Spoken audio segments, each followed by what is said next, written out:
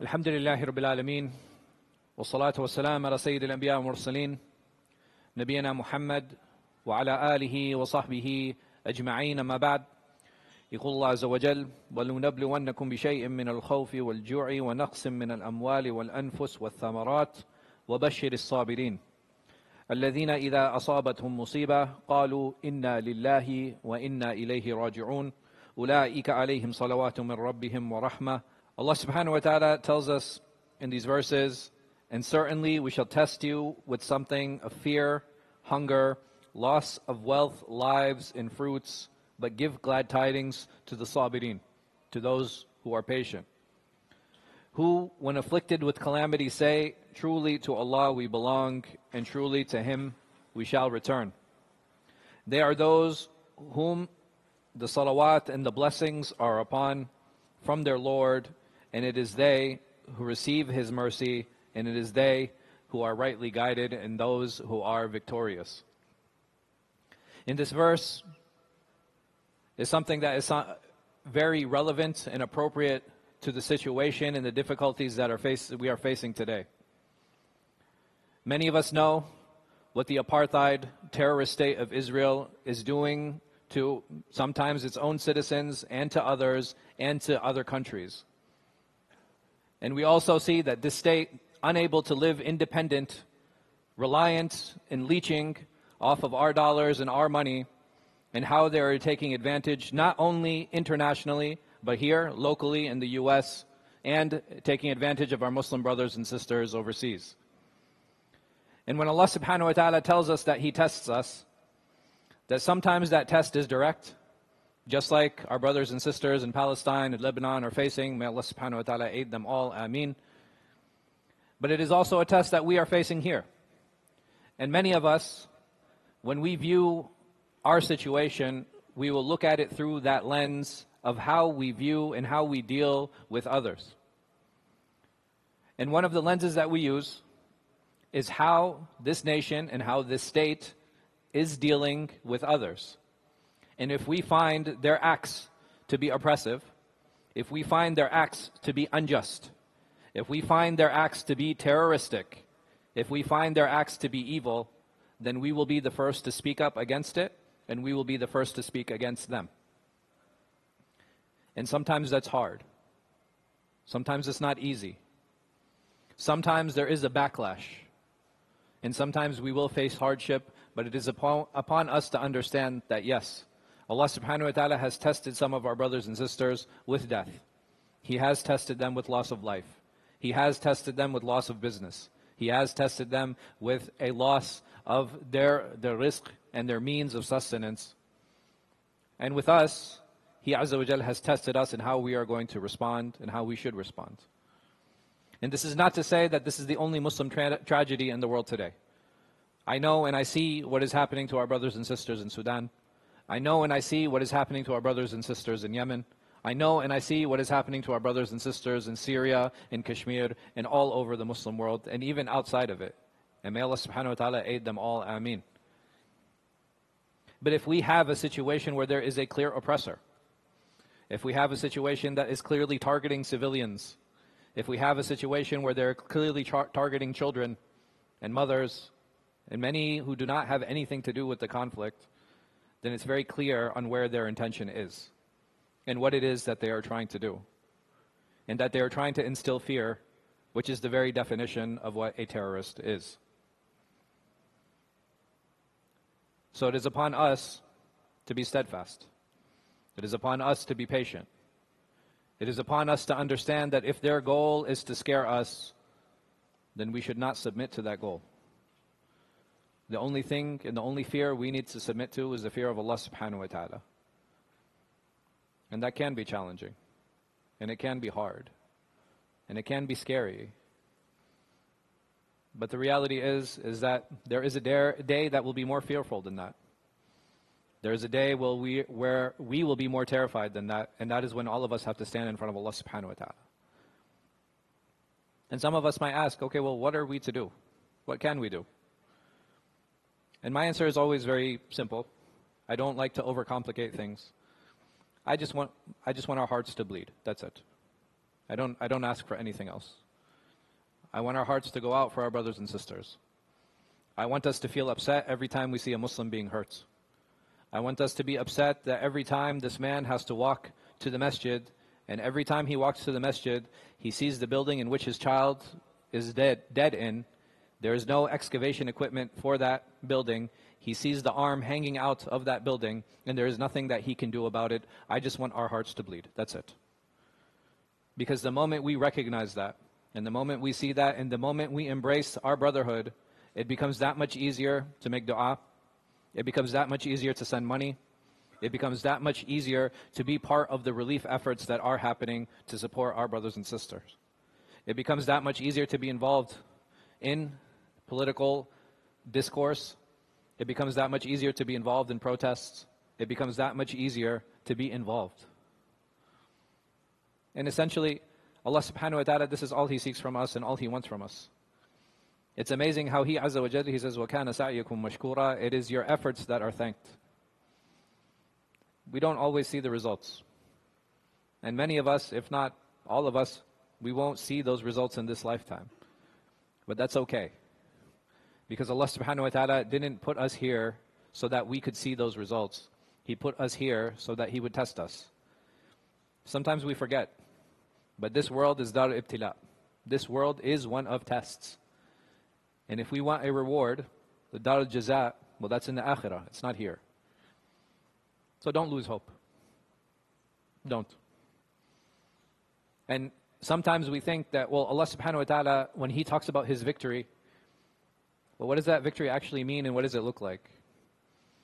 Does it mean the establishment of a Palestinian state? Possibly. But victory essentially is what? Is Jannah. That's it. That's what true victory is.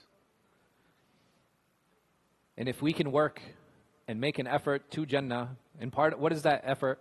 Yes, it's coming to Jummah, and yes, it's giving our zakat, and yes, it's making Hajj. There's no doubt about any of those things. But it's also feeling for our brothers and sisters. So like I said, the least expectation I have from myself, the least expectation I have from my family, the least expectation I have from my community is that our hearts bleed. And I will say with confidence, and I truly believe this in my heart, that I have experienced this in the Muslim community. I have experienced this in the Ummah. I have yet to go and tell someone like, man, look at this fight that's going on in Sudan, and somebody's not upset about it. I have yet to hear that somebody hears about the indiscriminate bombing and killing of civilians and individuals in Lebanon, and people aren't upset about it. I don't have questions coming to me, oh, were they Shi'i? Were they Ashari? Were they Sunni?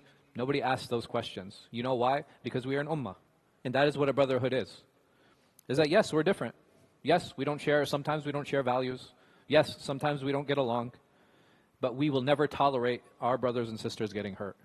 That is what the beauty of Islam is. That is what the beauty of ummah is. And as long as we have that, and I truly believe we do, we will continue to be victorious even though we don't imagine or we don't see what victory is or what it looks like. Like I said, Allah subhanahu wa ta'ala, when He talks about the muflihun, those who are victorious, He's not talking about battles. He's not talking about land. He's talking about Jannah. May Allah subhanahu wa ta'ala make us from Ahlul Jannah. Ameen.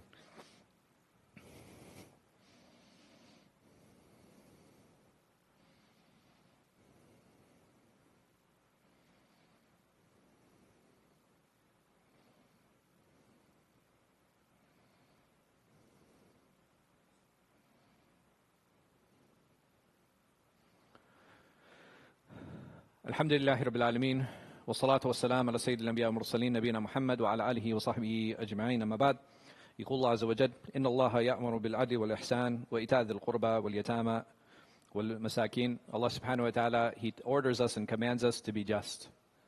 He orders and commands us to be upright. He orders us and He commands us to give to the poor, to give to the orphans, because this is what an ummah does, this is what a community does, this is what a Muslim does. That we are ordered to be just. We are ordered to be upright. Because it is only through justice, it is only through being upright that we can establish change in ourselves, in our homes, in our families, in our communities, and in our societies. And that change, it begins in the home. Allah subhanahu wa ta'ala very purposely tells us and commands us, قُوا أَنفُسَكُمْ وَأَهْلِيكُمْ نَارًا. that save yourself and your family from the hellfire, because that is the place of starting. I really appreciate and love that I get messages from people saying there's a protest here, there's an involvement here, there's a petition here. That is wonderful, and may Allah subhanahu wa ta'ala reward them and continue those efforts. But those same people, I fear, for some of them, and some of them I know, the problems that they have in their own homes. We should not focus on one problem, dismissing the one that is primary. If my children do not feel loved, that next generation is not going to inherit that love. That next generation is not going to have the empathy that me and you have. That next generation, their heart is not going to bleed when they see atrocities in the ummah, and they end up becoming numb, unfortunately, like many times we have.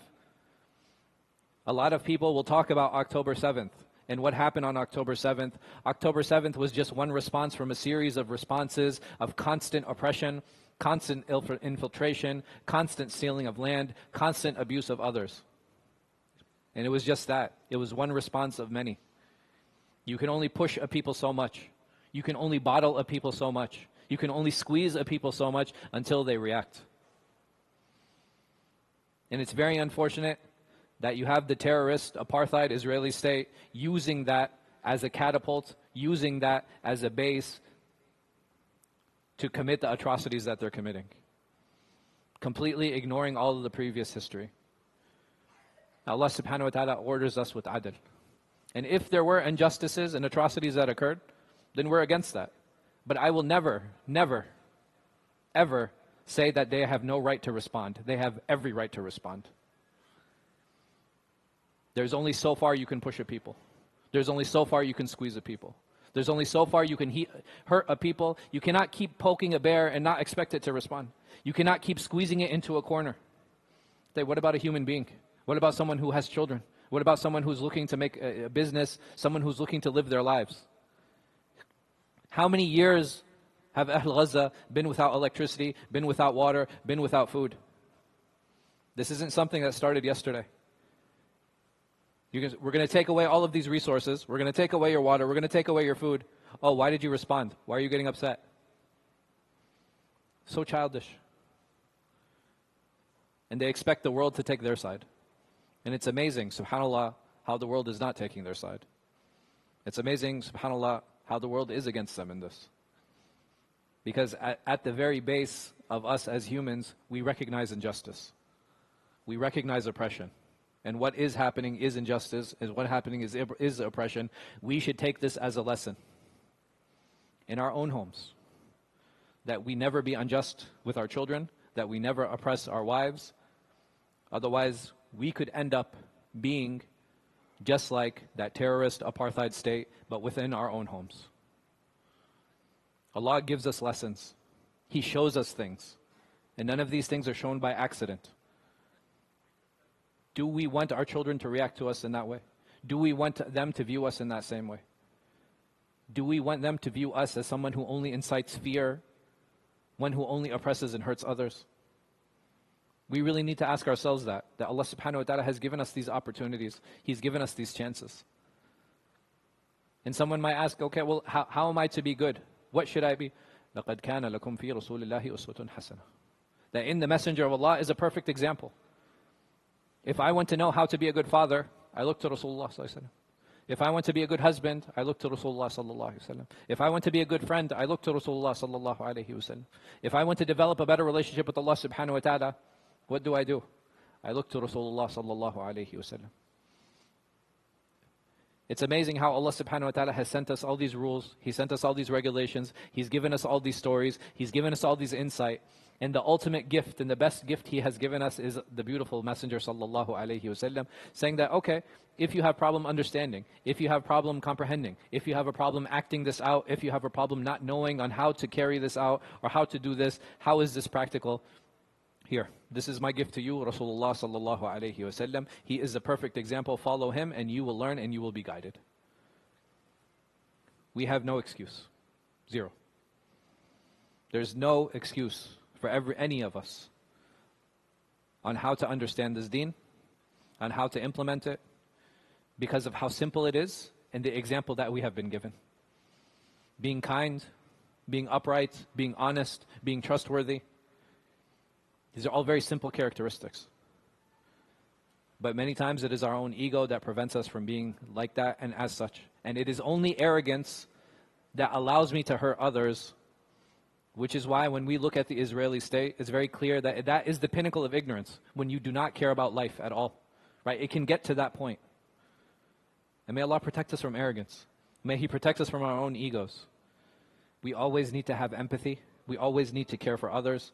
We always need to look out in the best interests of ourselves and our communities. I'm not here alone. And it's amazing how Allah subhanahu wa ta'ala, when He addresses us, He calls us insan, right? Anisa, right? Like we need that social connection. We need to be around others. We need that softness and we need that kindness. So I ask Allah subhanahu wa ta'ala to make us kind. I ask Him Azza wa Jal to make us soft. I ask Him Azza wa Jal to accept all the shuhada, to accept all the martyrs of our brothers and sisters in Palestine and Lebanon and throughout the Muslim world.